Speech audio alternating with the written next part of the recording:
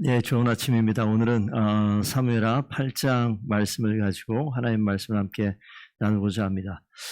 사무엘하 8장은 다윗이 이제 통일 왕국의 왕이 된 이후에 하나님께서 그 가운데 축복을 주셔서 그 영역이, 영토가, 국토가 점점 확장되어지는 그런 모습을 보게 되어집니다.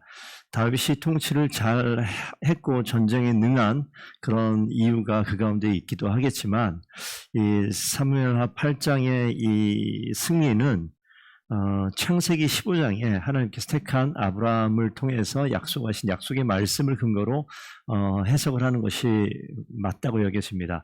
창세기 15장 18절 보시게 되면 아브라함의 언약하기를 이 땅을 애굽 강에서부터 큰 강 유브라데까지 내 자손에게 주겠다라고 약속이 되어져 있습니다. 큰 강 유브라데까지 애굽 강에서부터. 그래서 오늘 내 자손에게 주겠다라고 얘기했는데 이 자손이 다윗이 되겠고요. 오늘 사무엘하 8장 말씀 보시게 되면 애굽 강에서 유브라데까지 이르는 이스라엘의 영토가 확정되어지는 모습이 등장을 합니다. 이스라엘의 지도를 보시게 되면 예루살렘 중심으로 요단강과 갈릴리 호수 요단강 그리고 밑에 사해 바다를 놓고 보면 예루살렘이 이스라엘 중심부에 있으면 동서남북 사방으로 하나님께서 오늘 이 말씀 통해서 그 이스라엘을 확장시키는 모습을 보여줍니다. 오늘 8장 1절 말씀 보시면 다윗이 블레셋 사람들을 쳐서 항복을 받고 블레셋 사람들의 손에서 메덱 암마를 빼앗는다라는 표현이 나와 있습니다. 이 사무엘하 8장은 역대상 18장 말씀과 함께 비교해 가면서 읽으면 이해가 좀 빠릅니다. 이 메덱 암마를 그 관주에 보시게 되면 어머니의 메덱이란 뜻이 굴레라고 되어져 있는데 어머니의 굴레 이렇게 문자적으로 해서 그렇게 되어지는데 이 고대 근동의 지역의 한 나라의 수도를 이 어머니로 표시를 했다고도 합니다. 그래서 역대상 말씀에서는 블레셋 사람들을 쳐서 가드와 그 동네를 쳤다라고 이렇게 나와요. 그러니까 블레셋에 유명한 5도시가 있는데 그 중에 가장 중심이 되는 도시가 가드고 아사, 아스돗 그 주변에 나와 있는 나머지 아스글론 이런 도시들을 보시게 되면 수도가 되는 가드를 중심으로 나머지 그 주변에 있는 동네들이라고 역대상에 표현되어져 있는데 오늘 이것은 그러니까 블레셋 지역을 정복한 것을 이야기하는 거예요. 그래서 블레셋 지역은 이스라엘 예루살렘 중심으로 남서쪽에 해당되어지는 나라입니다. 그리고 2절 보시게 되면 또 모압을 쳤다라고 나와 있어요. 모압은 예루살렘 중심으로 요단을 건너서 요단 동편에 있는 도시죠. 그 요단강 건너서 위에서부터 보시게 되면 맨 위에가 아람이 위치하고 그 밑에가 모압이 위치하고 그 밑에가 암몬이 위치하고 그 맨 아래는 에돔이 위치하는 그런 지역입니다. 그래서 오늘 본문 말씀을 보시게 되면 지금 제가 언급했었던 아람과 암몬과 모압과 그리고 맨 밑에 에돔 이 지역을 정복한 내용들이 나옵니다. 그래서 지금 모압을 2절에 정복을 했고 3절에 가시게 되면 소바 왕 하닷 에셀이 권세를 회복하려고 유브라데 강으로 갈 때 여기 이제 유브라데 강 이 지역이 이 아람 지역입니다. 그러니까 아람의 블레셋이라는 족속 가운데 가드도 있고 가사도 있고 아스도도 있고 아스글론도 있고 이런 것처럼 아람 지역에 소바라는 도시국가가 있어요. 그리고 다메섹이라는 도시국가도 있습니다. 근데 그 중에 오늘 이 소바가 이 권세를 회복하려고 하는 그 즈음에 다윗이 소바와 전쟁을 하게 돼서 소바 왕 하다데셀을 정복시킨 내용이 3절에 나타납니다. 그러니까 소바 곁에 있었던 같은 아람 족속 다메셋이 그 전쟁에 참여를 하는 장면이 5절에 등장을 하죠. 그래서 이 전쟁 통해서 이 밑에 블레셋 도시들을 점령했듯이 아람의 도시들을 또 점령하는 모습이 나타납니다.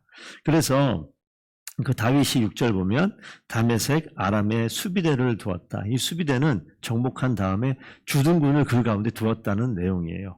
그래서 이제 북쪽 땅 아람도 정복을 했죠. 그래서 7, 8절 보시게 되면 거기 정복한 이후에 금 방패를 빼앗았다. 그리고 많은 놋들을 빼앗았다. 이 정복한 이후에 전리품을 취하게 된 내용들을 오늘 보게 됩니다. 이런 전쟁 와중에 9절 보시게 되면 이 전쟁에 참여하지 않고 이제 다윗에게 조공을 바치고 항복하는 그러한 나라도 등장을 합니다. 9절, 10절 그 등장을 하죠. 그래서 그 주변 국가도 많은 은금을 금과 은과 녹그릇을 가지고 다윗을 찾아와 조공을 드리죠. 그러니까 이 모든 것들을 이 다윗은 개인이 취하지 않고 하나님의 성전에 다 예물로 드리게 되어집니다. 그래서 다시 한번 정리하면 블레셋이 점령되었고 모압이 점령되었고 아람이 정복되었습니다. 그럼 남쪽 밑에 또 누가 있느냐? 12절 보시면 아람과 모압과 암몬은 이렇게 한 줄로 나와 있습니다. 암몬 자손, 블레셋, 지금 다 점령한 지역이에요. 그러면서 맨 밑에 왕 보시게 되면 13절에 이제 에돔이 등장을 해요. 다윗이 소금 골짜기에서 에돔 사람 18,000명을 죽였다라고 기록이 되어져 있죠. 그래서 이거는 남동쪽에 있는 제일 밑에 남쪽의 에돔 족속을 또 정복을 하는 장면이 나옵니다. 그래서 그 남쪽 끝에 에돔의 수비대를 두었고 6절 보시면 북쪽 끝에 아람의 수비대를 두었다. 중심에는 예루살렘이 있어요. 북쪽에는 아람의 주둔군이 있고 남쪽에는 에돔의 주둔군이 있습니다. 그래서 남과 북과 중심을 다 통합하면 이스라엘 전체에 다윗이 이제 영토를 확장한 그 지역의 민족들을 통해서 조공을 받아서 이것을 하나님께 드리는 그런 장면이 등장을 합니다. 그러면서 우리 6절과 14절 후반부에 보시게 되면 동일한 내용이 나옵니다. 패턴도 똑같아요. 대꾸처럼 나오는데 다윗이 어디로 가든지 여호와께서 이기게 하셨다. 14절에도 다윗이 어디로 가든지 여호와께서 이기게 하셨다. 그러니까 이 전쟁은 우리가 7장 보셨지만 다윗의 마음이 하나님께 있어요. 다윗의 마음이 하나님께 있을 때 하나님이 그 다윗의 마음이 하나님을 향한 다윗의 마음을 보고 다윗은 마음껏 축복합니다. 나단 선지자를 통해서 다윗의 나라가 얼마나 확장되어지고 다윗뿐만이 아니라 그 시로부터 그 대를 이어서 하나님께서 그와 함께 하시고 가는 곳곳마다 승리하게 하신다라고 했었던 약속의 말씀이 오늘 성취되고 있는 것이죠. 그러니까 이 본문 말씀을 통해서 우리 한 가지 기억해 볼 것은 사실 다윗이 전쟁에도 능했던 것 같고 오늘 하나님께 순종하는 이런 모습들이 있는데 창세기 15장 말씀을 다시 한번 좀 기억했으면 좋겠습니다.